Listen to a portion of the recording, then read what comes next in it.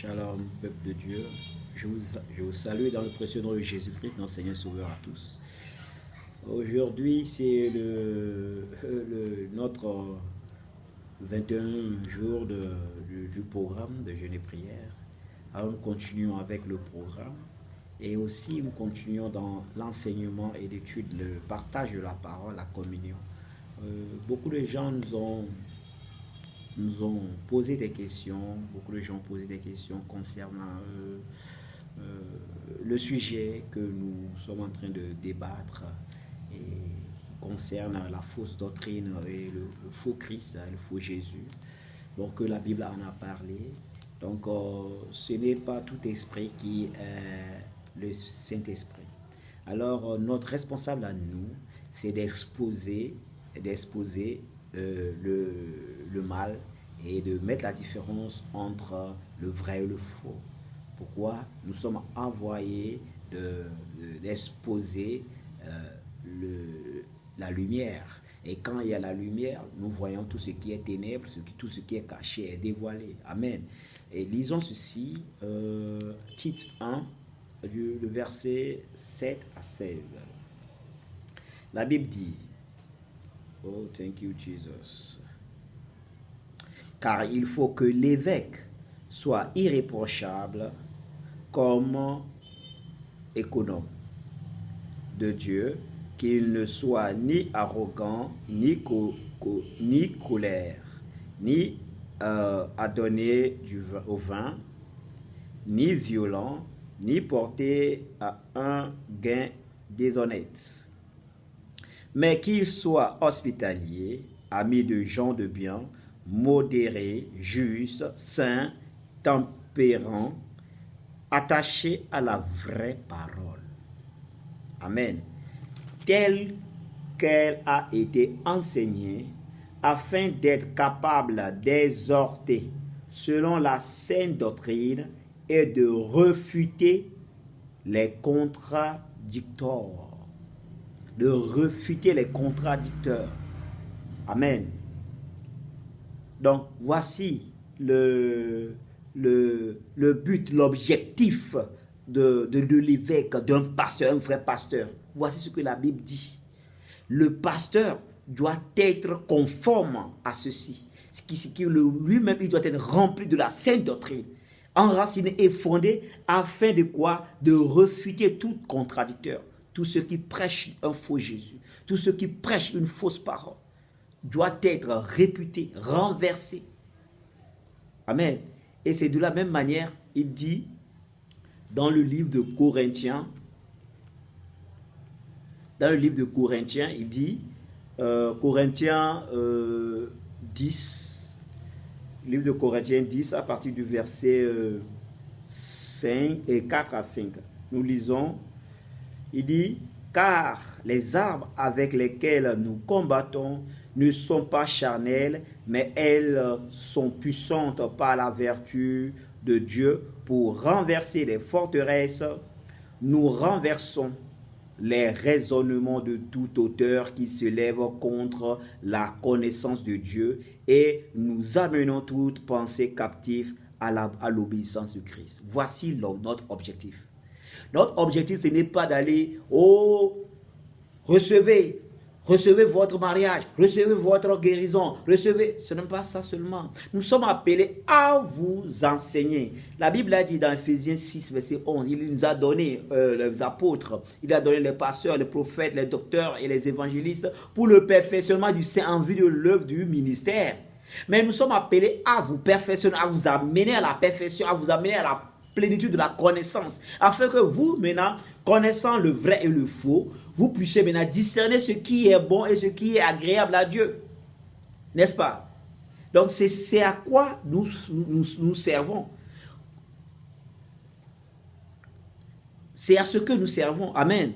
Donc, de même, Romains 2 Corinthiens 11, le verset 4, la Bible dit, car si quelqu'un vient vous prêcher un autre Jésus que celui que nous avons prêché, ou si vous recevez un autre esprit que celui que vous avez reçu, ou un autre évangile que celui que vous avez embrassé, vous le supportez bien. C'est que ce n'est pas vos décisions que vous l'avez reçu. Ce n'est pas vos décisions que vous l'avez accepté. Parce que vous savez déjà l'évangile de la sainte doctrine. Et vous savez déjà l'évangile des esprits de séducteurs. L'évangile de la doctrine des démons. Vous devez les connaître. Et c'est par rapport à ça que vous serez vraiment complètement sauvés. Parce que les faux enseignements peuvent vous dérouter. Les faux enseignements peuvent vous dérouter et vous amener loin. Vous amener loin de la vie éternelle. Alors, notre objectif, c'est de vous amener aussi à comprendre ce que les Écritures sont en train de dire. Alors, nous allons lire le livre de Timothée, 1 Timothée 4, le verset 1. 1 Timothée 4, le verset 1. La Bible dit, dans 1 Timothée 4, le verset 1, la Bible dit, « Mais l'Esprit dit expressément, dans les derniers temps, quelques-uns abandonneront la foi pour s'attacher à des esprits de séducteurs et à des doctrines de démons. Par l'hypocrisie de faux docteurs portant la marque de la fétissure dans leur propre conscience, prescrivant de ne pas se marier et de s'abstenir des aliments que Dieu a créés pour qu'ils soient pris avec action de grâce par ceux qui sont fidèles et qui ont connu la vérité. » Amen.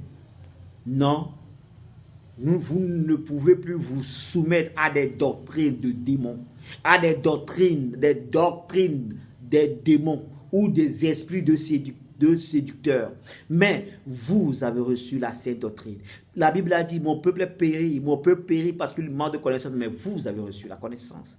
C'est à cause de ça, nous vous amenons à la plénitude de la connaissance en vous enseignant la sainte doctrine. Les gens demandent pourquoi nous enseignons ces choses. Oui, nous venons à ça. Vous savez, l'enlèvement est tellement très proche. Lisons le livre de Jean, Jean 4, à partir du verset 1. La Bible dit, « Bien-aimés, n'ajoutez pas foi à tout esprit, mais éprouvez les esprits pour savoir s'ils sont de Dieu, car plusieurs faux prophètes sont venus dans le monde. » Oui, plusieurs faux prophètes sont venus dans le monde pour détourner le monde, pour détourner le corps du Christ, détourner les gens. Pourquoi? Ils ont infiltré le corps du Christ afin de détruire les œuvres de l'Éternel. Pourquoi? Ils savent que l'enlèvement est proche. Mais pour que le corps du Christ, le grand nombre du corps du Christ perd l'enlèvement, rate l'enlèvement, ils font quoi? Ils sont acharnés afin de détourner la foi de quelques-uns. Ils sont en train de détourner la foi de quelques-uns. Ils détournent la foi de quelques-uns. Pourquoi? Parce que si vous êtes détourné de la foi, alors vous allez rater l'enlèvement. Car la foi, c'est par la foi que vous serez sauvés. C'est par la foi que vous serez enlevés. Mais quelqu'un que sa foi est obsolète, qui n'a plus foi en Christ, qui a fait naufrage à la foi. La Bible a dit, beaucoup ont fait naufrage à la foi parce qu'ils sont adonnés à des faux enseignements. Ils sont adonnés à des faux Christ. Ils sont adonnés à des fausses doctrines. Donc, ils sont détournés de Christ. Donc, nous enseignons ces choses afin que vous commencez à comprendre, à connaître le vrai du faux. À connaître le faux prophète et ses enseignements. À connaître la vraie doctrine, la sainte doctrine. Afin que vous puissiez garder votre foi et persévérer dans la foi, afin que l'enlèvement qui est proche, que tout et chacun soit bénéficiaire. Lisons ceci, 2 Thessaloniciens, à partir du verset 3. 2 Thessaloniciens 2, à partir du verset 3. Que personne ne vous séduise. Que personne ne vous séduise d'aucune manière. Car il faut que l'apostasie soit arrivée auparavant et qu'on ait vu paraître l'homme du péché, le fils de la perdition. L'adversaire qui s'élève au-dessus de tout ce qu'on appelle Dieu ou ce qu'on adore, jusqu'à s'asseoir dans le temple de Dieu, se proclamant lui-même Dieu. Ne vous souvenez-vous pas que je vous disais ces choses lorsque j'étais encore chez vous? Et maintenant, vous savez ce qui le retient, afin qu'il ne paraisse qu'en son temps. Car le mystère de l'iniquité agit déjà. Il faut seulement que celui qui le retient encore ait disparu. Et alors paraîtra l'impie que le Seigneur Jésus détruira par le souffle de sa bouche et qu'il anéantira par l'éclat de son avènement. L'apparition de cet impie se fera par la puissance de Satan, avec toutes sortes de miracles, de signes, de prodiges mensongers. Mon frère, ma soeur, la Bible est claire et nette. Il faut que l'apostasie se manifeste, mais en son temps. Car il doit se manifester en son temps. Son temps n'est pas encore arrivé. Le temps de l'apostasie n'est pas encore arrivé. Mais le temps de l'impie se fait déjà voir. Parce que la manifestation de l'impie, c'est ça qui est l'établissement de l'apostasie. Et l'apostasie, c'est quoi? C'est le détournement de la foi. Et c'est ce qu'ils sont en train de se programmer maintenant. Ils sont en train de programmer ces choses-là. Ils sont en train d'initier ces choses déjà, afin que beaucoup de gens perdent leur foi. Beaucoup de gens aujourd'hui ne vont plus à l'église à cause des faux prophètes. Ils ne vont plus à l'église à cause de la manipulation des faux prophètes, des gens véreux, qui ont détourné leur confiance, qui ont détourné leur foi vers des choses et non pas vers Christ. Beaucoup de gens ont mis leur foi en des choses et ils ont eu naufrage dans leur route.